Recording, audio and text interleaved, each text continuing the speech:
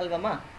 ನಮಗೆ ಯಾವ್ಯಾವುದ್ರಲ್ಲಿ ಕ್ಯಾಲ್ಶಿಯಮ್ ಇದೆ ಅನ್ನೋದು ಈಗಾಗಲೇ ನಮ್ಗೆ ಗೊತ್ತಿರುತ್ತೆ, ಅತಿ ಹೆಚ್ಚಾಗೇ ಗೊತ್ತಿರುತ್ತೆ ನಿಮಗೆಲ್ಲ. ಈಗೆಲ್ಲ ಸರ್ಚ್ ಮಾಡ್ತಿದ್ರೆ ಈಗೇನೋ ವಿಕಿಪೀಡಿಯಾ ಮತ್ತು ನಮಗೆ ಸೋಷಿಯಲ್ ಮೀಡಿಯಾ ಹತ್ತಿರದಲ್ಲಿರೋದ್ರಿಂದ ನಮಗೆ ಹೆಚ್ಚಾಗಿ ಗೊತ್ತಿರುತ್ತೆ ಅಲ್ವಾ? ವೈಟಮಿನ್ ಸಿನಲ್ಲಿ ಹೆಚ್ಚಾಗಿದೆ ಅಂತ ನಿಮ್ಗೆ ಈಗಾಗಲೇ ಗೊತ್ತಿರುತ್ತೆ. ಇನ್ನು ನಾವು ತಿನ್ನುವಂತಹ ಸೊಪ್ಪು, ತರಕಾರಿಗಳು, ಹಣ್ಣುಗಳಲ್ಲೆಲ್ಲ ಹೆಚ್ಚಾಗಿ ಸಿಕ್ಬಿಡುತ್ತೆ ನಮಗೆ ಕ್ಯಾಲ್ಶಿಯಂ ಅನ್ನೋದು ಗೊತ್ತಿದೆ ಅಲ್ವಾ? ಇನ್ನು ಡ್ರೈ ಫ್ರೂಟ್ಸ್ನಲ್ಲೂ ಹೆಚ್ಚಾಗಿ ಸಿಗುತ್ತೆ ಅನ್ನೋದು ಗೊತ್ತಿದೆ ಅಲ್ವಾ? ಇನ್ನು ತರಕಾರಿಗಳು ಬಂದರೆ ಅತಿ ಹೆಚ್ಚಾಗಂದರೆ ನಮಗೆ ಬೆಂಡೆಕಾಯಿನಲ್ಲಿ ಸಿಗುತ್ತೆ, ಈ ಜವಳಿಕಾಯಿ ಅಂತೀವಿ ನೋಡಿ, ಅದರಲ್ಲಿ ಸಿಗುತ್ತೆ ಅನ್ನೋದು ಗೊತ್ತಿದೆ. ನನಗೆ ಗೊತ್ತಿರೋ ನಿಮ್ಗೆ ಇದೆಲ್ಲ ಗೊತ್ತಿರುತ್ತೆ. ಇನ್ನು ಸೋಯಾಬೀನಲ್ಲೂ ಸಿಗುತ್ತೆ, ಈ ಚಿಯಾ ಸೀಡ್ಸ್ ಅಂತ ಇರುತ್ತಲ್ಲಮ್ಮ, ಅದರಲ್ಲೂ ನಮಗೆ ಸಿಗುತ್ತೆ. ಸ್ವಲ್ಪ ಒಂದು 1/4 ಚಮಚ ತೊಗೊಂತಿದ್ರು ಚಿಯಾ ಸೀಡ್ಸ್ನಲ್ಲಿ ಸಿಗುತ್ತೆ. ಇನ್ನು ಪಾಲಕಲ್ಲಿ ನಮಗೆ ಹೆಚ್ಚಿನ ಕ್ಯಾಲ್ಶಿಯಂ ಸಿಗುತ್ತೆ ಅಲ್ಲ. ಎಲ್ಲ ಹಸಿ ತರಕಾರಿಗಳಲ್ಲಿ ಸಿಗುತ್ತೆ, ಜೊತೆಯಲ್ಲಿ ಸೊಪ್ಪುಗಳಲ್ಲಿ ಹೆಚ್ಚಾಗಿ ಸಿಗುತ್ತೆ ಅಲ್ವಾ? ಇದೆಲ್ಲ ನಮ್ಗೆ ಗೊತ್ತಿದೆ. ಇನ್ನು ಹಾಲಿನಲ್ಲಿ, ಮೊಸರಿನಲ್ಲಿ, ಚೀಸು, ಪನ್ನೀರು ಇಂಥದ್ರೆಲ್ಲೂ ನಮಗೆ ಕ್ಯಾಲ್ಶಿಯಂ ಸಿಗುತ್ತೆ ಅನ್ನೋದು ಗೊತ್ತಿದೆ ಅಮ್ಮ. ಬಟ್ ನಾನಿವತ್ತು ಈ ಗೊತ್ತಿರುವಂಥದ್ದನ್ನೆಲ್ಲ ಯಾವುದು ಹೇಳ್ತಾ ಇಲ್ಲ, ಅದರ ಬಗ್ಗೆ ಹೆಚ್ಚು ಗಮನ ಇಲ್ಲ. ನಿಮಗಿದೆಲ್ಲ ಗೊತ್ತಿದೆ ಅನ್ನೋ ಕಾರಣಕ್ಕಾಗಿ ಆಯಿತಾ? ಇದೆಲ್ಲ ನಮಗೆಲ್ಲರಿಗೂ ಗೊತ್ತಿದೆ. ತರಕಾರಿಗಳಲ್ಲಿ, ಹಣ್ಣುಗಳಲ್ಲಿ, ಡ್ರೈ ಫ್ರೂಟ್ಸ್ಗಳಲ್ಲಿ, ಮತ್ತು ಎಳ್ಳು, ಈಗ ಹೆಂಗೂ ಸಂಕ್ರಾಂತಿ ಆಗಿದೆ, ಎಳ್ಳಿನಲ್ಲೆಲ್ಲ ಜಾಸ್ತಿ ಇದೆ ಅನ್ನೋದು ಗೊತ್ತಿದೆ. 1 ಸ್ಪೂನ್ ಎಳ್ಳು ತೊಗೊಂಡಿದ್ರು ನಮಗೆ ಸುಮಾರು ಸಿಕ್ಬಿಡುತ್ತೆ. ಏನದು ಕ್ಯಾಲ್ಶಿಯಂನ ಅಂಶ ನಮಗೆ ಸಿಗುತ್ತೆ. ಬಿಳಿದಾದರೂ ಸರಿ, ಕರ್ರದಾದರೂ ಸರಿ, ಎಳ್ಳಿನಲ್ಲಿ ಜಾಸ್ತಿ ಇದೆ. ಮತ್ತು ಅದೇನದು ಪಾಪಿ, ಗಸಗಸೆನಲ್ಲೂ ಹೆಚ್ಚಾಗಿ ಸಿಗುತ್ತೆ. ಅದರಲ್ಲೂ 1 ಸ್ಪೂನ್ ತೊಗೊಂಡ್ರು ಅದರಲ್ಲೂ ನಮಗೆ ಹೆಚ್ಚಾಗಿ ಕ್ಯಾಲ್ಶಿಯಂ ಸಿಗುತ್ತೆ. ನಮಗೆ ಇದೆಲ್ಲವೂ ನಿಮ್ಗೆ ಗೊತ್ತಿರುತ್ತೆ. ನನಗೆ ಗೊತ್ತಿರೋ ನಿಮಗೆಲ್ಲರಿಗೂ ಇದೆಲ್ಲ ಗೊತ್ತಿದೆ, ಈಗಾಗಲೇ ಗೊತ್ತಿರುತ್ತೆ. ಬಟ್ ನಾನಿವತ್ತು ಅದರ ಬಗ್ಗೆನೇ ಪರ್ಟಿಕ್ಯುಲರ್ ಆಗೇನು ಹೇಳ್ತಾ ಇಲ್ಲ. ಆದರೆ ಇವತ್ತು ಕೆಲವು ವಿಚಾರಗಳನ್ನು ಈ ಕ್ಯಾಲ್ಶಿಯಂ ಬಗ್ಗೆ ತಿಳ್ಕೊಳ್ಳೋಣ. ಕ್ಯಾಲ್ಶಿಯಂ ಏನು ಗೊತ್ತಮ್ಮ, ನಮ್ಮ ದೇಹಕ್ಕೆ ಬೇಕು, ಮತ್ತು ಆ ದೇಹ ಅದನ್ನು ಅಬ್ಸಾರ್ಬ್ ಮಾಡಿಕೊಂಡ್ರೆ ಮಾತ್ರ ಈ ಮಸಲ್ಸ್ಗೆ, ನರಗಳಿಗೆ ಮತ್ತು ನಮ್ಮ ಒಂದು ಬೋನ್ಸ್ಗೆ ಸ್ಟ್ರೆಂತ್ ಬೇಕಾಗುತ್ತೆ ಅಲ್ವಾ? ಇಲ್ಲಾಂದರೆ ಎಲ್ಲವೂ ಕಡಿಮೆ ಆಗಿಬಿಡುತ್ತೆ. ವೈಟಮಿನ್ ಸಿ ಯಾಕೆ ಬೇಕು ಜೊತೆಯಲ್ಲಿ ಅಂದರೆ, ಇವಾಗ ನಾನು ಹೇಳಿದ್ನಲ್ವಾ, ಈ ಆರೆಂಜಸ್ಸು, ಆಮ್ಲ, ಅದರಲ್ಲಿ ಹುಳಿ ಇರುವಂತಹ ಏನು ಹಣ್ಣು ತರಕಾರಿಗಳಲ್ಲೆಲ್ಲ ಹೆಚ್ಚಾಗೆ ಸಿಗುತ್ತೆ ನಮಗೆ. ಆದರೆ ಈ ಕ್ಯಾಲ್ಶಿಯಂ ಜೊತೆನಲ್ಲಿ ಅದು ಬೇಕೇ ಬೇಕು. ಆಗ ಮಾತ್ರ ನಮಗೆ ಆ ಹೀರ್ಕೊಳ್ಳೋಕೆ ಸಾಧ್ಯ ಆಗೋದು ಅಲ್ವಾ? ಇದೆಲ್ಲನೂ ನಿಮ್ಗೆ ಗೊತ್ತಿರುತ್ತೆ, ನನಗೆ ಗೊತ್ತಿರೋಂಗೆ ಅಲ್ವಾ? ಇದೆಲ್ಲ ಗೊತ್ತಿದೆ ನಿಮಗೆ. ಆದರೆ ಇವತ್ತು ಪರ್ಟಿಕ್ಯುಲರ್ ಆಗಿ ನಾನು ಕ್ಯಾಲ್ಶಿಯಮನ್ನು ತೊಗೊಂಡಿರೋದು ಒಂದು ಸಬ್ಜೆಕ್ಟ್ ಬಗ್ಗೆ. ನೋಡಮ್ಮ, ನಿಮಗೆ ಆಯುರ್ವೇದದಲ್ಲಿ ಕೆಲವೊಂದು ಏನದು ಪೌಡರ್ಸ್ ಬಗ್ಗೆ ಗೊತ್ತಿರುತ್ತೆ. ಅಶ್ವಗಂಧ ನೀವು ಕೇಳಿರ್ತೀರ ಅಲ್ವಾ? ಅಶ್ವಗಂಧ ನೀವು ಕೇಳಿರ್ತೀರ. ಇವಾಗ ನಾನು ಹೇಳೋದನ್ನು ನೀಟಾಗಿ ಬೇಕಾದ್ರೆ ಒಂದು ಬರ್ಕೊಂಡ್ಬಿಡಿ, ಇಲ್ಲ ಹೇಗೋ ರೆಕಾರ್ಡ್ ಮಾಡ್ತಾ ಇದ್ದೇನೆ, ಬೇಕಾದ್ರೆ ಅದನ್ನು ಕಳಿಸ್ತೇನೆ. ಅಶ್ವಗಂಧ ತೊಗೊಳ್ಳಿ. ಅಶ್ವಗಂಧ ಪೌಡ್ರ್ ನಿಮಗೆ ಯಾವುದಾದ್ರೂ ಆಯುರ್ವೇದ ಅಂಗಡಿಗಳಲ್ಲಿ ಸಿಗುತ್ತಮ್ಮ. ಈ ಕ್ಯಾಲ್ಶಿಯಂ ನಿಮಗೆ ಯಾವ ರೀತಿಯಲ್ಲೆಲ್ಲ ಕೆಲಸ ಮಾಡುತ್ತೆ, ನಾನು ಅದನ್ನೆಲ್ಲನೂ ಎಕ್ಸ್ಪ್ಲೇನ್ ಮಾಡ್ತಾ ಹೋಗ್ತೇನೆ. ಯಾಕಂದರೆ ನೀವು ತರಕಾರಿ, ಹಣ್ಣುಗಳು ಗೊತ್ತಿದೆ, ಬಟ್ ನಾನು ಇವತ್ತು ಹೇಳ್ತಾ ಇರೋದು ಬೇರೆ ರೀತಿಯಲ್ಲಿ, ಆಯ್ತಮ್ಮ? ಅದಕ್ಕಾಗಿ ಬೇಕಾದ್ರೆ ಬರ್ಕೊಳ್ಳಿ. ಒಂದು ಅಶ್ವಗಂಧ ಪೌಡ್ರ್ ಡಬ್ಬ ಒಂದು ಸಿಗುತ್ತೆ, ಅದನ್ನು ತೊಗೊಂಬಂದು ಮನೇಲಿ ಇಟ್ಕೊಳ್ಳಿ. ಆಮೇಲೆ ಲಿಕ್ವರೈಸ್ ಅಂತ, ಮುಲ್ಲೇತಿ ಅಂತ ಗೊತ್ತಿದೆ ನಿಮಗೆ, ಮುಲ್ಲೇತಿ, ಅದನ್ನು ಹೋಗಿ ತೊಗೊಂಡು ಬಂದು ಇಟ್ಕೊಳ್ಳಿ, ಅದೊಂದು ಡಬ್ಬ. ಆಮೇಲೆ ಶತಾವರಿ ಅಂತ ಸಿಗುತ್ತೆ, ಶತಾವರಿಯನ್ನು ತೊಗೊಂಡು ಬಂದು ಇಟ್ಕೊಳ್ಳಿ, ಆಯ್ತಮ್ಮ? ಇನ್ನು ಹೇಗೂ ಎಳ್ಳು ಅನ್ನೋದು ನಮ್ಮ ಮನೆಗಳಲ್ಲಿ ಇದ್ದೇ ಇರುತ್ತೆ. ಇವಾಗ ನಾನು 3 ಹೇಳ್ತೇನೆ: ಅಶ್ವಗಂಧ, ಮುಲ್ಲೇತಿ, ಶತಾವರಿ. ಇದು 3 ತೊಗೊಂಬಂದು ಇಟ್ಕೊಳ್ಳಿ. ಇದನ್ನು ಎಷ್ಟು ದಿನ ಮಾಡಬೇಕು ಅನ್ನೋದನ್ನು ಹೇಳ್ತೀನಿ. 15 ದಿನ ಸಾಕು, ಮತ್ತು ಜಾಸ್ತಿ ಬೇಡ. 2 ವಾರ, 15 ದಿನ ಸಾಕು. ನಾನು ಹೇಳೋದನ್ನು ಕರೆಕ್ಟಾಗಿ ಮಾಡಿಮ್ಮ. ಯಾಕಂದರೆ ಜಾಸ್ತಿ ಮಾಡಿದ್ರೂ ಯಾವ ರೀತಿಯಲ್ಲಿ ಪ್ರಾಬ್ಲಮ್ ಆಗುತ್ತೆ ಅದನ್ನು ಹೇಳಿಬಿಡ್ತೇನೆ. ಯಾಕಂದರೆ ಎಷ್ಟು ಒಳ್ಳೆಯದೋ, ತುಂಬ ಒಳ್ಳೇದಂತ ಹೇಳಿ ಜಾಸ್ತಿ ತೊಗೊಳಕ್ಕೆಲ್ಲ ಹೋಗಬಾರ್ದು ಹಾಗೆಲ್ಲ, ಆಯಿತಾ? ಯಾಕೆ ಅಂತಲೂ ಹೇಳ್ತೇನೆ. ಬಟ್ ಇದನ್ನು ಕರೆಕ್ಟಾಗಿ ಫಾಲೋ ಮಾಡಿ. ಅಶ್ವಗಂಧ ಒಂದು ಡಬ್ಬ ತೊಗೊಂಬನ್ನಿ, ಮುಲ್ಲೇತಿ ತೊಗೊಂಬನ್ನಿ, ಎಲ್ಲ powder forms. Ashwagandha powder, mulethi powder ಮತ್ತು ಶತಾವರಿ ಪೌಡ್ರು, ಆಯಿತಾ? ಜೊತೆಯಲ್ಲಿ ಮನೆಯಲ್ಲಿ ಎಳ್ಳಿರುತ್ತೆ, ಬಿಳಿ ಎಳ್ಳಾದರೆ ಉತ್ತಮನೇ, ಏನು ತೊಂದರೆ ಇಲ್ಲ, ಬಿಳಿ ಎಳ್ಳೆ ತೊಗೊಂಡು, ಆಯಿತಾ? ಇದಿಷ್ಟನ್ನು ಏನು ಮಾಡಬೇಕು, ಈಗ ರಾತ್ರಿ ಮಲಗೋಕ್ಕೂ ಮುಂಚೆ ನಾವು ಹಾಲು ಕುಡಿತೀವಲ್ಲಮ್ಮ, ಅದರಲ್ಲಿ ಈ ಶತಾವರಿ ಅರ್ಧ ಸ್ಪೂನ್ ಹಾಕ್ಕೊಳ್ಳೋದು, ಮುಲ್ಲೇತಿ ಅರ್ಧ ಸ್ಪೂನ್ ಅದರಲ್ಲಿ ಹಾಕ್ಕೊಳ್ಳೋದು ಬಿಸಿ ಹಾಲಿನಲ್ಲಿ. ಅಶ್ವಗಂಧ ಪೌಡ್ರ್ ಇದೆಯಲ್ಲ ಅದನ್ನು ಅರ್ಧ ಸ್ಪೂನ್ ಅದರಲ್ಲಿ ಹಾಕ್ಕೊಳ್ಳೋದು. ಇನ್ನು ಈ ಎಳ್ಳಿದೆಯಲ್ಲ, ಈ ಎಳ್ಳನ್ನು ಒಂದು ಕಪ್ ಎಳ್ಳು ಅಂತ ಇಟ್ಕೊಳ್ಳಿಮ್ಮ, ಅದನ್ನು ಚೆನ್ನಾಗಿ ಲೈಟಾಗಿ ಹುರಿದ್ಬಿಟ್ಟು ಅದನ್ನು ಒಂದು ಸಣ್ಣ ತುರಿ ಥರ ಅಂದರೆ ಪೌಡ್ರ್ ಥರ ಮಾಡಿ ಇಟ್ಕೊಂಡ್ಬಿಡಿ. ಅದೊಂದು ಅರ್ಧ ಸ್ಪೂನ್ ಇದರಲ್ಲಿ ಹಾಕ್ಕೊಳ್ಳೋದು ಆಯ್ತಲ್ಲ. ಶತಾವರಿ ಅರ್ಧ ಸ್ಪೂನು, ಮುಲ್ಲೇತಿ ಅರ್ಧ ಸ್ಪೂನು, ಅಶ್ವಗಂಧ ಅರ್ಧ ಸ್ಪೂನು ಮತ್ತು ಎಳ್ಳು ಅರ್ಧ ಸ್ಪೂನ್. ಇದಿಷ್ಟನ್ನು ಬಿಸಿ ಹಾಲಲ್ಲಿ ಹಾಕಿ ಕದಡ್ಬಿಟ್ಟು ಒಂದು 5 ನಿಮಿಷ ಹಾಗೆ ಇಟ್ಟಿರಿ. ಸ್ವಲ್ಪ ಅದರದ ಅಂಶಗಳೆಲ್ಲ ಹಾಗೆ ಇಳಿಯುತ್ತೆ. ಮತ್ತು ಅದನ್ನು ಹಾಗೆ ಸ್ಪೂನಲ್ಲಿ ಕದಡ್ಬಿಟ್ಟು ಅದನ್ನು ಕುಡಿದ್ಬಿಡಿ. ರಾತ್ರಿ ಲಾಸ್ಟ್ ಡ್ರಿಂಕ್ ಇದೇ ಆಗಿರಲಿ ನಿಮಗೆ, ಹಾಲಿನಲ್ಲಿ ಹಾಕಿ ಕುಡಿಯೋದು. ಇದು ಎಷ್ಟು ಒಳ್ಳೇದಂದ್ರೆಮ್ಮ, ಅಶ್ವಗಂಧ ತುಂಬ ಆ್ಯಂಟಿ ಆಕ್ಸಿಡೆಂಟ್ ರಿಚ್ ಅಮ್ಮ. ನಮಗೆ ಈ ಸ್ಲೀಪ್ ಹಾರ್ಮೋನ್ ಕಾರ್ಟಿಸಾಲ್ ಅಂತ ಏನಿದೆ ಅದನ್ನು ಇಂಡ್ಯೂಸ್ ಮಾಡುತ್ತೆ. ಸೊ ಆ ಸ್ಲೀಪ್ ಹಾರ್ಮೋನ್ ಕಾರ್ಟಿಸಾಲ್ ಆಗಿ ಅದು ಮೆಂಟಲ್ ರಿಲ್ಯಾಕ್ಸೇಷನ್ಗೂ ಅಥವಾ ಮೂಡ್ ರಿಲ್ಯಾಕ್ಸೇಷನ್ಗೂ ಅದು ಹೆಲ್ಪ್ ಆಗುತ್ತಮ್ಮ. ಈ ಕಾರ್ಟಿಸಾಲ್ ಲೆವೆಲ್ಸ್ ಆ ಒಂದನ್ನು ಬ್ಯಾಲೆನ್ಸ್ ಮಾಡುತ್ತೆ. ಜಾಸ್ತಿ ಆದರೂ ಪ್ರಾಬ್ಲಮ್ಮೇ ಕಾರ್ಟಿಸಾಲ್, ಕಡಿಮೆ ಆದರೂ ಪ್ರಾಬ್ಲಮ್ಮೇ. ಅಶ್ವಗಂಧ ಅದನ್ನು ನೀಟಾಗಿ ಬ್ಯಾಲೆನ್ಸ್ ಮಾಡುತ್ತೆ. ನೀವು ಅಶ್ವಗಂಧ ತೊಗೊಂಡ್ರೆ ಇದರಲ್ಲಿ ಅಶ್ವಗಂಧ ಇದೆಯಲ್ಲಮ್ಮ ಈ ಪೌಡ್ರು, ಅದ್ರ ಬಗ್ಗೆ ಹೇಳ್ತಾ ಇದೆ. ಆಮೇಲೆ ನಮ್ಮ ಟೆಸ್ಟೋಸ್ಟ್ರೋನ್ ಹಾರ್ಮೋನ್ ಏನಿದೆ ಅದನ್ನು ಸಹ ಇಂಪ್ರೂವ್ ಮಾಡುತ್ತೆ. ಟೆಸ್ಟೋಸ್ಟ್ರೋನ್ ಹಾರ್ಮೋನ್ ಸರಿಯಾದ ರೀತಿಯಲ್ಲಿ ಪ್ರಮಾಣದಲ್ಲಿ ನಮ್ಮ ದೇಹದಲ್ಲಿ ಇಲ್ಲ ಅಂದರೆ ಕ್ಯಾಲ್ಶಿಯಂ ಅಬ್ಸಾರ್ಪ್ಷನ್ ನಮಗಾಗಲ್ಲಮ್ಮ ಸರಿಯಾಗಿ. ಹಾಗಾಗಿ ಅದು ಬೇಕು. ನಿಮಗೆ ಟೆಸ್ಟೋಸ್ಟ್ರೋನ್ ಹಾರ್ಮೋನ್ ಬಗ್ಗೆ ಗೊತ್ತಾಗಬೇಕಂದ್ರೆ ಅಥವಾ ಇನ್ನಷ್ಟು ಹೆಲ್ಪ್ ಆಗಬೇಕಂದ್ರೆ ಮೆಂತ್ಯವನ್ನು ಪ್ರತಿದಿನ ನೆನೆಸ್ಬಿಟ್ಟು 1 ಸ್ಪೂನ್ ಸಾಕು. ರಾತ್ರಿ ನೆನೆಸ್ಬಿಟ್ಟು ಮಾರನೇ ದಿನ ತಗೊಳ್ಳೋದ್ರಿಂದನೂ ಸಹ ನಿಮಗೆ ಟೆಸ್ಟೋಸ್ಟ್ರೋನ್ ಹಾರ್ಮೋನ್ ಇಂಪ್ರೂವ್ ಆಗುತ್ತೆ. ಇದು ಅದರಲ್ಲಿ ಸೇರಿಸ್ತಾ ಇಲ್ಲ, ಬಟ್ ನಿಮ್ಗೆ ಹೇಳ್ತಾ ಇರೋದು ಅದರಲ್ಲಿ ಟೆಸ್ಟೋಸ್ಟ್ರೋನ್ ಹಾರ್ಮೋನ್ಗಾಗಿ ಅಷ್ಟೇ. ಬಟ್ ಸಪ್ರೇಟಾಗಿ ಹೇಳ್ತಾ ಇರೋದು ಕ್ಯಾಲ್ಶಿಯಮ್ಗಾಗಿ ಇದನ್ನೇ, ಅಶ್ವಗಂಧ, ಮುಲ್ಲೇತಿ, ಶತಾವರಿ ಮತ್ತು ಎಳ್ಳು ಆಯ್ತಮ್ಮ. ಈ ಅಶ್ವಗಂಧ ನಿಮಗೆ ನಾ ಹೇಳಿದ್ನಲ್ವ, ಟೆಸ್ಟೋಸ್ಟ್ರೋನ್ ಹಾರ್ಮೋನನ್ನು ಜಾಸ್ತಿ ಮಾಡುತ್ತೆ. ಡೈಜೆಷನ್ ಇಶ್ಯೂಸ್ ಏನಾದರೂ ಇದ್ದರೆ ಅದನ್ನು ಇಂಪ್ರೂವ್ ಮಾಡುತ್ತೆ. ಸ್ಟ್ಯಾಮಿನಾ ಏನಾದರೂ ಕಡಿಮೆ ಇದ್ದರೆ, ಅಂದರೆ ಸುಸ್ತಾಗ್ತಾ ಇದೆ, ಸ್ಟ್ಯಾಮಿನಾ ಕಡಿಮೆ ಇದ್ದರೆ, ಮಸಲ್ ಸ್ಟ್ರೆಂತ್ ಕಡಿಮೆ ಕಾಣಿಸ್ತಾ ಇದೆ ಅಂದರೂ ಸಹ ಅಶ್ವಗಂಧ ತುಂಬ ಬೇಗ ಇಂಪ್ರೂವ್ ಮಾಡುತ್ತಮ್ಮ. ಮತ್ತು ಬಾಡಿನಲ್ಲಿರೋ ಬೇರೆ ಬೇರೆ ಹಾರ್ಮೋನ್ಸ್ ಅಂತ ಇದೆಯಲ್ಲ ಅದನ್ನೆಲ್ಲವನ್ನೂ ಸಹ ಅಶ್ವಗಂಧ ಬ್ಯಾಲೆನ್ಸ್ ಮಾಡುತ್ತೆ ಆಯಿತಾ. ಅಶ್ವಗಂಧ ತುಂಬ ಒಳ್ಳೇದಮ್ಮ, ನಿಮಗೆಲ್ಲ ಗೊತ್ತೇ ಇರುತ್ತೆ. ನನಗೆ ಗೊತ್ತಿರೋಂಗೆ ಇತ್ತೀಚೆಗಿನ ಮಾಹಿತಿಯೆಲ್ಲ ನಾವು ತೊಗೊಂಡಿರ್ತೀವಿ ಸೋಷಿಯಲ್ ಮೀಡಿಯಾಗಳಲ್ಲಿ. ಹಾಗಾಗಿ ಅಶ್ವಗಂಧ ನಿಮಗೆ ಗೊತ್ತಿರಬಹುದು. ಸರಿ, ನಿಮಗೆ ಶತಾವರಿ ಗೊತ್ತಿಲ್ಲದೆ ಇರ್ಬೋದು ಮತ್ತು ಮುಲ್ಲೇತಿ ಅಷ್ಟಾಗಿ ಗೊತ್ತಿಲ್ಲ ಅಂತ ಅನಿಸುತ್ತೆ, ಇರಲಿ. ಈಗ ಈ ಶತಾವರಿ ಇದೆಯಲ್ಲ ಇದು ಸಹ ಅಷ್ಟೇ ನಮ್ಮ ಟೆಸ್ಟೋಸ್ಟ್ರೋನ್ ಹಾರ್ಮೋನನ್ನು ನೀಟಾಗಿ ಇಂಪ್ರೂವ್ ಮಾಡುತ್ತೆ. Because very very rich anti accident properties ಇದರಲ್ಲಿ ಇರೋದ್ರಿಂದ ನಮ್ಮ ಇಮ್ಯುನಿಟಿಯನ್ನು ಕಾಪಾಡುತ್ತೆ, ಇಮ್ಯುನಿಟಿನ ಬೂಸ್ಟ್ ಮಾಡುತ್ತೆ. ಮತ್ತು ಕೆಮ್ಮು ಕಫ ಎಲ್ಲ ಬರೋದು ಯಾಕೆ ಕಾರಣಕ್ಕಾಗಿ, ಇಮ್ಯುನಿಟಿ ಕಡಿಮೆ ಇದ್ರೆ ತಾನೆ. ಹಾಗಾಗಿ ಕಾಫು, ಕೆಮ್ಮು, ಕಫ ಈ ಥರ ಎಲ್ಲ ಸೇರ್ತಾ ಇದ್ದರೆ ಬೇಗ ರಿಲೀಫ್ ಸಿಗುತ್ತೆ ನಮಗೆ ಈ ಶತಾವರಿ ತೊಗೊಳ್ಳೋದ್ರಿಂದಲೂ ಸಹ. ಮತ್ತು ಸ್ಟ್ಯಾಮಿನಾ ಚೆನ್ನಾಗಿ ಇನ್ಕ್ರೀಸ್ ಆಗುತ್ತಮ್ಮ, ಸ್ಟ್ಯಾಮಿನಾ ಆಯಿತಾ. ಡೈಜೆಷನ್ ಪ್ರಾಬ್ಲಮ್ಸ್ ಅಂತ ಏನಾದರೂ ಇದ್ದರೂ ಸಹ ಅದರಲ್ಲೂ ಈ ಶತಾವರಿಯಿಂದ ಅದು ಸಹ ಕಡಿಮೆ ಆಗುತ್ತೆ. ಮತ್ತು ಶತಾವರಿನಲ್ಲಿ ಅತಿ ಹೆಚ್ಚಾಗಿ ಆ್ಯಂಟಿ ಇನ್ಫ್ಲಮೇಟ್ರಿ ಪ್ರಾಪರ್ಟೀಸ್ ಅಂದರೆ ಏನು ಗೊತ್ತಮ್ಮ, ನಮ್ಮ ಕಾಲುಗಳಾಗಲಿ ಅಥವಾ ಬೇರೆ ಬೇರೆ ಭಾಗಗಳಲ್ಲಿ ಸ್ವೆಲ್ಲಿಂಗ್ ಕಾಣಿಸ್ಕೊಳ್ಳುತ್ತೆ, ಊದ್ಕೊಳ್ಳುತ್ತೆ, ಗೌಟ್ ಅಂತ ಹೇಳ್ತೀವಿ. ಅಥವಾ ಆರ್ಥರೈಟಿಸ್, ಅದರಲ್ಲೂ ಸಹ ಸ್ವೆಲ್ಲಿಂಗ್ ಮತ್ತು ಪೇಯ್ನ್ ತುಂಬ ಇರುತ್ತೆ. ಗೌಟಲ್ಲೂ ಸಹ ಪೇಯ್ನ್ ತುಂಬ ಇರುತ್ತೆ, ಜಾಯಿಂಟ್ ಪೇಯ್ನ್ಸ್ ಇರುತ್ತೆ.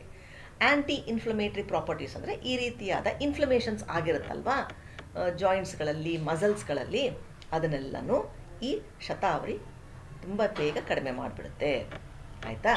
ಹಾಂ, ಸೊ ಶತಾವರಿ ನಮಗೆ ತುಂಬ ಹೆಲ್ಪ್ಫುಲ್ ಆಗುತ್ತೆ. ಮತ್ತು ಹೆಣ್ಣು ಮಕ್ಕಳಿಗೆ ಅವರ ರೀಪ್ರೊಡಕ್ಟಿವ್ ಹೆಲ್ತ್ ಇದೆಯಲ್ಲಮ್ಮ ಅದು ಸಹ ಚೆನ್ನಾಗಾಗುತ್ತೆ ಫೀಮೇಲ್ಸ್ಗಳಲ್ಲಿ. ಕಿಡ್ನೀಸ್ನಲ್ಲಿ ಸ್ಟೋನ್ಸ್ ಇದ್ದರೂ ಸಹ ಅದನ್ನು ಹೋಗಲಾಡಿಸುತ್ತೆ ಶತಾವರಿ. ಸೊ ತುಂಬ ಒಳ್ಳೆಯದಮ್ಮ ಶತಾವರಿಯನ್ನು ಯೂಸ್ ಮಾಡೋದು. ಬಟ್ ನಾನು ಹೇಳ್ತೀನಿ ಎಲ್ಲಿ ತನಕ ಯೂಸ್ ಮಾಡಬೇಕು, ಎಲ್ಲಿ ತನಕ ಯೂಸ್ ಮಾಡಬಾರ್ದು, ಅದು ಎಲ್ಲವನ್ನೂ ತಿಳ್ಕೊಳ್ಬೇಕು ಕರೆಕ್ಟಾಗಿ, ಯಾವುದನ್ನು ಅರ್ಧಂಬರ್ಧ ತಿಳ್ಕೊಳ್ಬಾರ್ದು. ಇನ್ನು ಮುಲ್ಲೇತಿಗೆ ಬರೋಣ, ಅದು ಸಹ ಜಾಯಿಂಟ್ ಪೇಯ್ನ್ಸ್ಗೆ ತುಂಬ ಒಳ್ಳೆಯದು. ನಾವು ಎಕ್ಸಸೈಸ್ ಮಾಡಿದ ನಂತರ ಒಂಥರ ಬೋನ್ಸು ಮತ್ತು ಮಸಲ್ಸ್ ಎಲ್ಲ ಪೇಯ್ನ್ ಆಗ್ತಾ ಇರುತ್ತಲ್ಲಮ್ಮ, ಈ ಜಿಮ್ಮಿಗೆಲ್ಲ ಹೋಗಿ ಬಂದು ಪೇಯ್ನ್ ಅಂತಿರ್ತಾರೆ. ಸೊ ಆ ಥರದ ಪೇಯ್ನ್ಸ್ ಸಹ ಈ ಮುಲ್ಲೇತಿ ನಮಗೆ ಹೋಗಲಾಡಿಸುತ್ತೆ. ಮಸಲ್ಸ್ಗೆ ಸ್ಟ್ರೆಂತ್ ಕೊಡುತ್ತೆ ಈ ಮುಲ್ಲೇತಿ ಅಂದರೆ ಲಿಕ್ವರೈಸ್.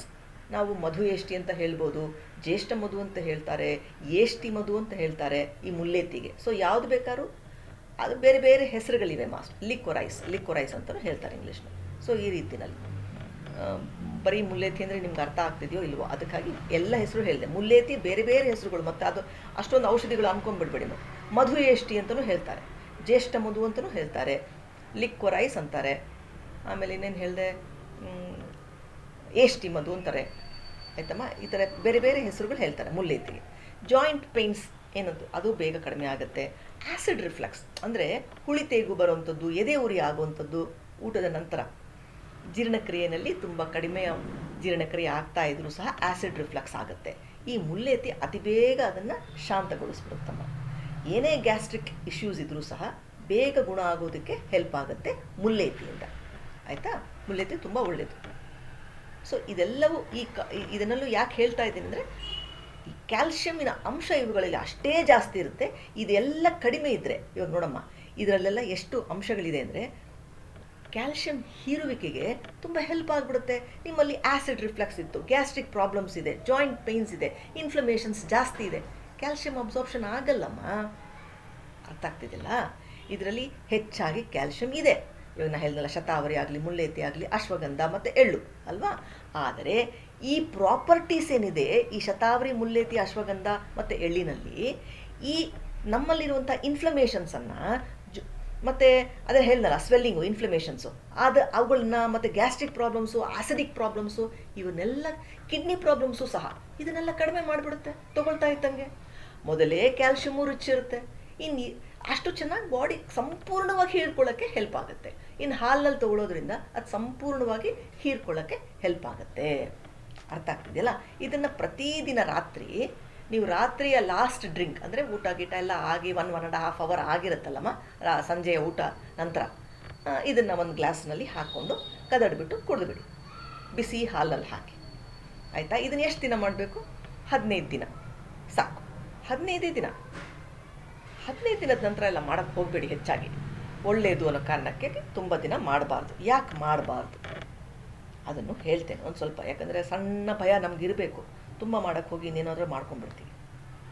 ನೋಡಮ್ಮ, ಲಿಕ್ವರೈಸ್ ನಾನೇನು ಮುಲ್ಲೇತಿ ಅಂತ ಹೇಳಿದೆ, ಅದನ್ನು ಒಳ್ಳೆ ಮಸಲ್ ರಿಲ್ಯಾಕ್ಸೆಂಟ್ ಅಂದರೆ ನಾನು ಹೇಳಿದ್ನಲ್ಲ, ಪೇಯ್ನ್, ಇವಾಗ ಮಸಲ್ಸ್ಗೆಲ್ಲ ಪೇಯ್ನ್ ಬರುತ್ತಲ್ಲಮ್ಮ, ಅದನ್ನೆಲ್ಲ ರಿಲೀಫ್ ಮಾಡುತ್ತೆ. ಮೆನ್ಸ್ಟ್ರಿಯಲ್ ಕ್ರ್ಯಾಂಪ್ಸ್ ಅಂತ ಏನು ಹೇಳ್ತೀವಿ, ಹೊಟ್ಟೆ ನೋವು, ಇವಾಗ ಪೀರಿಯಡ್ ಸಂದರ್ಭಗಳಲ್ಲಿ ಹೆಣ್ಣು ಮಕ್ಕಳಿಗೆ ನಮಗೆಲ್ಲ ಪೇಯ್ನ್ಸ್ ಬರುತ್ತಲ್ಲಮ್ಮ, ಅದೆಲ್ಲವನ್ನೂ ಸಹ ಇದು ಕಡಿಮೆ ಮಾಡುತ್ತೆ. ಹೌದು, ಆದರೆ ನಾವು 2 ವಾರ ಅಥವಾ 3 ವಾರ 4 ವಾರ ಅಂತ ಏನಾದರೂ ಅತಿ ಹೆಚ್ಚಾಗಿ ತೊಗೊಳ್ತಾ ಹೋದರೆ, ನಾನೇ ಅರ್ಧ ಸ್ಪೂನೇ ಹೇಳಿದ್ದೀನಿ, ಅದಕ್ಕಿಂತ ಜಾಸ್ತಿನೂ ತೊಗೊಳೋದು ಬೇಡ. ನೀವು ತೊಗೊಳ್ತಾ ಹೋದರೆ 1 ತಿಂಗಳ ತನಕ ತೊಗೊಳ್ತೀವಿ, 2 ತಿಂಗಳು ತೊಗೊಳ್ಕೊಂಡ್ರೆ ತುಂಬ ಡೇಂಜರ್ಮ. ಆ ಥರ ತೊಗೊಳಕ್ಕೆ ಹೋಗಬೇಡಿ. ಆಯಿತಾ? ಯಾಕಂದರೆ ಪೊಟ್ಯಾಷಿಯಮ್ ಡಿಪ್ಲೀಷನ್ ಆಗಿಬಿಡುತ್ತೆ. ಇದಕ್ಕೆ ಹೈಪೋಕ್ಯಾಲಮಿಯಾ ಅಂತೀವಿ. ಪೊಟ್ಯಾಷಿಯಮ್ ಡಿಪ್ಲೀಷನ್ ಆಗುತ್ತೆ. ಪೊಟ್ಯಾಷಿಯಮ್ ನಮ್ಮ ದೇಹಕ್ಕೆ ತುಂಬ ತುಂಬ ಇಂಪಾರ್ಟೆಂಟ್ ಅಮ್ಮ. ಆಯಿತಾ? ಪೊಟ್ಯಾಷಿಯಮ್ ಏನು ಮಾಡುತ್ತೆ? ನಮ್ಮ ನರಗಳಿಗೆ ಶಕ್ತಿಯನ್ನು ಕೊಡುತ್ತೆ. ನರಗಳ ಕಂಪ್ಲೀಟ್ ಫಂಕ್ಷನಿಂಗೆ, ನ್ಯೂರೋ ಫಂಕ್ಷನ್ ಅಂದರೆ ಬ್ರೈನಲ್ಲಿರುವ ನ್ಯೂರಾನ್ಸ್ ಫಂಕ್ಷನಿಗೂ ಸಹ ಮಾಡಿ ಇಡೀ ದೇಹದ ನರ್ವ್ಸ್ ಫಂಕ್ಷನ್ಗೂ ಸಹ ಈ ಪೊಟ್ಯಾಷಿಯಮ್ ತುಂಬ ತುಂಬ ನಮಗೆ ಹೆಲ್ಪ್ ಆಗುತ್ತಮ್ಮ. ಮಸಲ್ ಕಾಂಟ್ರಾಕ್ಷನ್ ಅಂದರೆ ಏನು? ನಾವು ಈ ಥರ ಕಾಂಟ್ರಾಕ್ಷನ್ನು ಮತ್ತು ಅಗಲ ಮಾಡೋದು, ನಾವು ಏನು ಮೂವ್ ಮಾಡ್ತೀವಲ್ಲ, ಮಸಲ್ ಮೂವ್ಮೆಂಟ್ ಇದೆಯಲ್ಲಮ್ಮ, ಅದು ಎಲ್ಲದಕ್ಕೂ ಪೊಟ್ಯಾಷಿಯಮ್ ಬೇಕು. ನಮ್ಮ ಹಾರ್ಟಿನ ಹೆಲ್ತ್, ಎದೆಯ ಭಾಗದ ಹೆಲ್ತ್, ಹಾರ್ಟ್ ಹೆಲ್ತ್ಗೂ ಸಹ ತುಂಬ ತುಂಬ ಇಂಪಾರ್ಟೆಂಟ್ ಪೊಟ್ಯಾಷಿಯಮ್. ಈ ಪೊಟ್ಯಾಷಿಯಮ್ ಇಲ್ಲ ಅಂದರೆ ಹಾರ್ಟ್ ಹೆಲ್ತ್ ಚೆನ್ನಾಗಿರಲ್ಲಮ್ಮ. ಅದಕ್ಕೆ ನಾನು ಹೇಳ್ತಾ ಇರೋದು, ಪೊಟ್ಯಾಷಿಯಮ್ ತುಂಬ ಇಂಪಾರ್ಟೆಂಟು. ನಾವು ತುಂಬ ದಿನಗಳ ತೊಗೊಂಡ್ಬಿಟ್ರೆ ಈ ಮುಲ್ಲೇತಿಯನ್ನು ತೊಗೊಳ್ತಾ ಹೋದರೆ ಹುಷಾರಾಗಿರಿ. ಯಾಕಂದರೆ ಪೊಟ್ಯಾಷಿಯಮ್ ಡಿಪ್ಲೀಷನ್ ಆಗಿಬಿಡುತ್ತೆ. ಡಿಪ್ಲೀಷನ್ ಅಂದರೆ ನಮ್ಮ ಕಿಡ್ನೀಸ್ ಮುಖಾಂತರ ಅದು ಹೊರಟು ಹೋಗ್ಬಿಡುತ್ತೆ ಹೊರಗಡೆ. ಹಾಗಾಗಿ ಅದರ ಕಡೆ ಗಮನ ಇರಲಿ. ಯಾರ್ಯಾರಿಗೆ ಲೋ ಪೊಟ್ಯಾಷಿಯಮ್ ಅಂತ ಇರುತ್ತೋ, ಕಡಿಮೆ ಪೊಟ್ಯಾಷಿಯಮ್ ಇದ್ದರೂ ಸಹ, ಅಕಸ್ಮಾತ್ ಇದ್ದರೂ ಸಹ ಅವರು ತೊಗೊಳ್ಳೋದು ಸಹ ಇದು ತೊಂದರೆನೇ ಆಗುತ್ತೆ. ಯಾಕಂದರೆ ಮೊದಲೇ ಪೊಟ್ಯಾಷಿಯಮ್ ಲೋ ಇದೆ, ಇನ್ನೂ ಪೊಟ್ಯಾಷಿಯಮ್ ಕಡಿಮೆ ಆಗಿಬಿಟ್ರೆ ಹೆಂಗಮ್ಮ? ಅದಕ್ಕೆ ಸ್ವಲ್ಪ ಗಮನ ಇಡಿ ಅಷ್ಟೇ ಇದ್ರ ಬಗ್ಗೆ. ಲೋ ಪೊಟ್ಯಾಷಿಯಮ್ ಇರೋರು, ಅಕಸ್ಮಾತ್ ನಮ್ಮಲ್ಲಿ ಲೋ ಪೊಟ್ಯಾಷಿಯಮ್ ಇದ್ದರೆ ಕಾನ್ಸ್ಟಿಪೇಷನ್ ಪ್ರಾಬ್ಲಮ್ ಇರುತ್ತೆ, ಹಾರ್ಟ್ ಪ್ಯಾಲ್ಪಿಟೇಷನ್ಸ್ ಇರುತ್ತಮ್ಮ, ತುಂಬ ಸುಸ್ತಾಗ್ತಾ ಇರುತ್ತೆ ಇಂಥವ್ರಿಗೆ, ಮಸಲ್ಸ್ ಎಲ್ಲ ಒಂದು ರೀತಿಯಲ್ಲಿ ಪೇಯ್ನ್ಸ್ ಇರುತ್ತೆ, ಈ ಕೈ ಕಾಲು ಪಾದಗಳಲ್ಲಿ ಇರುತ್ತಲ್ಲಮ್ಮ ಒಂಥರ ಟಿಂಗ್ಲಿಂಗ್ ಸೆನ್ಸೇಷನ್ ಇರುತ್ತೆ, ಒಂಥರ ನಮ್ನೆಸ್ ಇರುತ್ತೆ. ನಮ್ನೆಸ್ ಅಂದರೆ ಮುಟ್ಟಿದ್ರು ಒಂಥರ ಅಷ್ಟಾಗಿ ಫೀಲ್ ಗೊತ್ತಾಗಲ್ಲ, ನಮ್ನೆಸ್ ಇರುತ್ತೆ. ಆಯಿತಾ? ಟಿಂಗ್ಲಿಂಗ್ ಅಂದರೆ ಒಂದು ರೀತಿಯಲ್ಲಿ ಟಿಂಗ್ಲಿಂಗ್ ಸೆನ್ಸೇಷನ್ ಇರುತ್ತೆಮ್ಮ. ಆಯಿತಾ? ಅದೇನಾದರೂ ಇದ್ದರೆ ಪೊಟ್ಯಾಷಿಯಮ್ ಲೋ ಇದೆ ಅಂತ ಬೇರೆ ಬೇರೆ ಕಾರಣಗಳಿಂದ ಇರುತ್ತೆ. ಬಟ್ ಪೊಟ್ಯಾಷಿಯಮ್ ಲೋ ಇದ್ದರೆ ಈ ಥರನೂ ಕಾರಣಗಳಿರುತ್ತಮ್ಮ. ಒಟ್ಟಿನಲ್ಲಿ 15 ದಿನ ತೊಗೊಳ್ಳಿ. ನಾನು ಯಾಕೆ ಹೇಳ್ತಾ ಇದ್ದೀನಿ ಅಂದರೆ, ಜಾಸ್ತಿ ದಿನ ತೊಗೊಂಡ್ಬಿಡ್ತೀರಾ ನೀವು ಅನ್ನೋ ಒಂದು ಕಾರಣಕ್ಕಾಗಿ ಇದನ್ನು ಪರ್ಟಿಕ್ಯುಲರ್ ಹೇಳ್ತಾ ಇದ್ದೀನಿ. ತುಂಬ ದಿನ ತೊಗೊಳಕ್ಕೆ ಹೋಗ್ಬಿಡಿ, 15 ದಿನ ತೊಗೊಳ್ಳಿ ಸಾಕು. ಆದರೆ 15 ದಿನ ತೊಗೊಂಡ್ರೆ ನಿಮ್ಗೆ ಅಮೃತ. ಜಾಸ್ತಿ ತೊಗೊಳಕ್ಕೆ ಹೋದರೆ ಮತ್ತೆ ಅದೇ ವಿಷಯ ಆಗಿಬಿಡುತ್ತೆ. ಗಮನ ಇಡಿ ಅಷ್ಟೇ. ಆಯಿತಾ? ಕಲ್ ಸಕ್ಕರೆ ಒಟ್ಟಿಗೆ ತೊಗೊಳ್ಬಹುದು ನೀವು ಬೇಕಿದ್ರೆ. ಬರೀ ಇದನ್ನೇ ತೊಗೊಳ್ತಾ ಇದ್ವಿ. ಆ್ಯಕ್ಚುಲಿ ಮುಲ್ಲೇತಿ ಏನು ಗೊತ್ತಮ್ಮ, ಅದು ಸ್ವಲ್ಪ ಸ್ವೀಟಾಗೇ ಇರುತ್ತೆ. ನಿಮಗೇನು ಬೇಕಾಗಲ್ಲ, ಏನು ಕಲ್ ಸಕ್ಕರೆ ಬೇಕಾಗಲ್ಲ. ಬಟ್ ಬೇಕಿದ್ರೆ ಕಲ್ ಸಕ್ಕರೆ ಉಪಯೋಗಿಸಿ ಹಾಲಿನಲ್ಲಿ. ಆಯಿತಾ? ಇವಾಗ ಪೊಟ್ಯಾಷಿಯಮನ್ನು ಇನ್ಕ್ರೀಸ್ ಮಾಡುವಂಥ ಫುಡ್ಸ್ ಎಲ್ಲ, ಇವಾಗ ನಾನು ಪೊಟ್ಯಾಷಿಯಮ್ ಬಗ್ಗೆ ಹೇಳಿಬಿಟ್ಟೆ, ನಿಮ್ಮ ತಲೆನಲ್ಲಿ ಹುಳ ಬಿಟ್ಟಂಗೆ ಆಗುತ್ತೆ. ಬನಾನಾ ತಿಂತಿದ್ರೆ, ಒಂದು ಬನಾನಾ ತಿಂದರೂ ಸರಿ ಅದರಲ್ಲಿ ಸಿಗುತ್ತೆ, ಆ್ಯಪಲ್ಸಲ್ಲಿ ಸಿಗುತ್ತೆ, ಆರೆಂಜಸಲ್ಲಿ ಸಿಗುತ್ತೆ. ಪ್ರತಿದಿನ ನಮ್ಗೆ ಎಷ್ಟು ಬೇಕೋ ಪೊಟ್ಯಾಷಿಯಮ್ ಸಿಕ್ಕಿಬಿಡುತ್ತೆ. ನಾವು ಗೊತ್ತಿಲ್ಲದಂಗೆ ನಾವು ಪೊಟ್ಯಾಷಿಯಮನ್ನು ಚೆನ್ನಾಗೇ ತೊಗೊಳ್ತಾ ಇರ್ತೀವಿ. ಆಯಿತಾ? ಬನಾನಾಗಳಲ್ಲಿ ಸಿಗುತ್ತೆ, ಆ್ಯಪಲ್ಗಳಲ್ಲಿ ಸಿಗುತ್ತೆ, ಆರೆಂಜಸ್ನಲ್ಲಿ ಸಿಗುತ್ತೆ, ಟೊಮ್ಯಾಟೋಸ್ನಲ್ಲೂ ಸಿಗುತ್ತಮ್ಮ. ಕುಕ್ಕುಂಬರ್, ಸೌತೆಕಾಯಿನಲ್ಲೂ ಸಿಗುತ್ತೆ, ಕ್ಯಾರೆಟ್ಗಳಲ್ಲೂ ಸಿಗುತ್ತೆ. ಪೊಟ್ಯಾಟೊ, ಸ್ವೀಟ್ ಪೊಟ್ಯಾಟೊ ಆಗಲಿ, ಈ ಪೊಟ್ಯಾಟೊ ಆಗಲಿ, ಅದರಲ್ಲೆಲ್ಲ ಒಳ್ಳೆ ಪೊಟ್ಯಾಷಿಯಮ್ ಚೆನ್ನಾಗೇ ಸಿಗುತ್ತೆ ನಮ್ಗೆ. ಆಯಿತಾ? ನೀವೇನು ತಲೆ ಕೆಡಿಸ್ಕೊಬೇಡಿ ಅದಕ್ಕೆ. ಬಟ್ ಆದರೆ 15 ದಿನ ತೊಗೊಳ್ಳಿ ಸಾಕು. ಈಗ ಏನು ಈ ಫಾರ್ಮುಲಾ ಹೇಳಿದೆ, ಶತಾವರಿ, ಮುಲ್ಲೇತಿ, ಅಶ್ವಗಂಧ ಮತ್ತು ಎಳ್ಳು, ಅರ್ಧ ಸ್ಪೂನ್ ಎಲ್ಲನೂ ಅಷ್ಟೇ ಕದಡ್ಬಿಟ್ಟು ನೀಟಾಗಿ ಕುಡಿದ್ಬಿಡಿ ಅಷ್ಟೇ, ಇನ್ನೇನಿಲ್ಲ. ಕದಡ್ಬಿಟ್ಟು ಬೇಕಿದ್ರೆ ಸೋಸ್ಬಿಡಿ. ನಿಮಗೆ ಅದೊಂಥರ ಲೈಟ್ ಹೆವಿಯಾಗಿ ಕೂತಿರ್ಬೋದು, ಮಷ್ಟಿ ಥರ ಕೆಳಭಾಗದಲ್ಲಿ. ಬೇಕಿದ್ರೆ ಸೋಸ್ಬಿಡಿ, ತೃಪ್ತಿಯಾಗಿ ಕುಡಿಬೋದು ಅದನ್ನು. ಆಯಿತಾ? ಕ್ಯಾಲ್ಶಿಯಂ ಹೆಂಗೂ ರಿಚಾಗಿ ಸಿಕ್ಬಿಡುತ್ತೆ ನಿಮಗೆ. ಮತ್ತು ನೀವು ತಿಂದಂಥ ಆಹಾರ, ಬೆಳಗಿಂದ ರಾತ್ರಿ ತನಕ ಏನು ಆಹಾರ ತಿಂದಿರ್ತೀರ ಅದು ಬ್ಲಡ್ಡಲ್ಲಿ ಕೂತಿರುತ್ತೆ. ಅದು ನೀಟಾಗಿ ಅಬ್ಸಾರ್ಬ್ ಆಗುತ್ತೆ. ಎಲ್ಲಿಗೆ? ಬೋನ್ಸಿಗೆ ತೊಗೊಂಡು ಹೋಗಿ ಬೋನ್ಸ್ನಲ್ಲಿ ಸ್ಟೋರ್ ಮಾಡುತ್ತೆ. ಈ ಆಹಾರ ಏನು ಇವಾಗ ಹೇಳಿದ್ನಲ್ಲ, ಈ ಫಾರ್ಮುಲಾನ ತೊಗೊಳ್ತಾ ಇದ್ದರೆ ಅದು ನೀಟಾಗಿ ಅಬ್ಸಾರ್ಪ್ಷನು ಆಗುತ್ತೆ. ಆಯ್ತಮ್ಮ?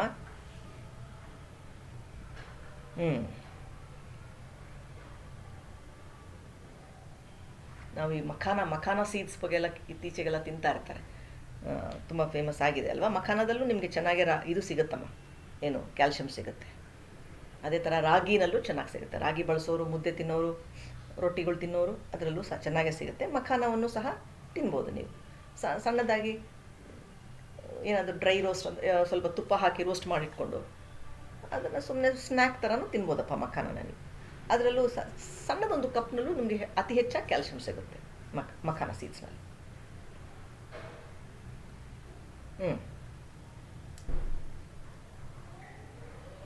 ಏನಮ್ಮ, ಏನಾದರೂ ಅರ್ಥ ಆಯ್ತಾ ಇದರಲ್ಲಿ? ಇವಾಗ ಗೊತ್ತಾಯ್ತಮ್ಮ? ಏನಾದರೂ ಡೌಟ್ಸ್ ಇದೆಯಮ್ಮ ಇದರಲ್ಲಿ?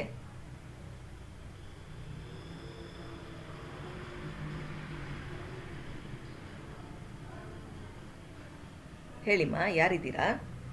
ಇದ್ದೀರಲ್ಲಮ್ಮ ಎಲ್ಲರೂ, ಬನ್ನಿ. ಏನಾದರೂ ಡೌಟ್ ಇದೆಯಾ? ಅರ್ಥ ಆಯ್ತಾ ನಾ ಹೇಳಿದ್ದು? ಅರ್ಥ ಆಯ್ತಾ? ಸ್ವಲ್ಪ ಹುರಿಬೇಕು ಅದು. ಅದು ಹುರಿಬೇಕು, ಹುರಿದು ಪೌಡ್ರ್ ಮಾಡಿ ಇಟ್ಕೊಂಡ್ಬಿಡಿ. ಹೌದು, ಯಾಕಂದರೆ ಇದ್ರ ಜೊತೆನಲ್ಲಿ ಅದು ಹೆಂಗಮ್ಮ ಮತ್ತು ಬಿಸಿ ಹಾಲಿನಲ್ಲಿ ಹೆಂಗೆ ತಿಂತೀರ? ಮತ್ತೆ ಸ್ವಲ್ಪ ಪುಡಿ ಮಾಡಿ ಇಟ್ಕೊಂಬಿಡಿ. ಆಗ ಅದನ್ನು ಹಾಕಿಬಿಟ್ಟು ಕದಡ್ಬಿಟ್ಟು ಒಂದು ಬಿಸಿ ಹಾಲು ಕುದೀತಾ ಇರೋ ಬಿಸಿ ಹಾಲಲ್ಲಿ ಹಾಕಿಟ್ಬಿಟ್ರೆ ಏನಾಗುತ್ತೆ, ಆಮೇಲೆ ಒಂದು 5-10 ನಿಮಿಷ ಬಿಟ್ಟು ಸೋಸ್ಕೊಂಡ್ಬಿಡ್ಬೋದಲ್ಲ ಕದಡ್ಬಿಟ್ಟು. ಅದು ಸೋಸ್ಕೊಂಡ್ಬಿಟ್ಟಾಗ ನಿಮಗದು ಈಸಿ ಆಗುತ್ತೆ, ಅದನ್ನು ಕುಡಿಯೋದಕ್ಕೆ ಈಸಿ ಆಗುತ್ತೆ ಅಲ್ವಾ?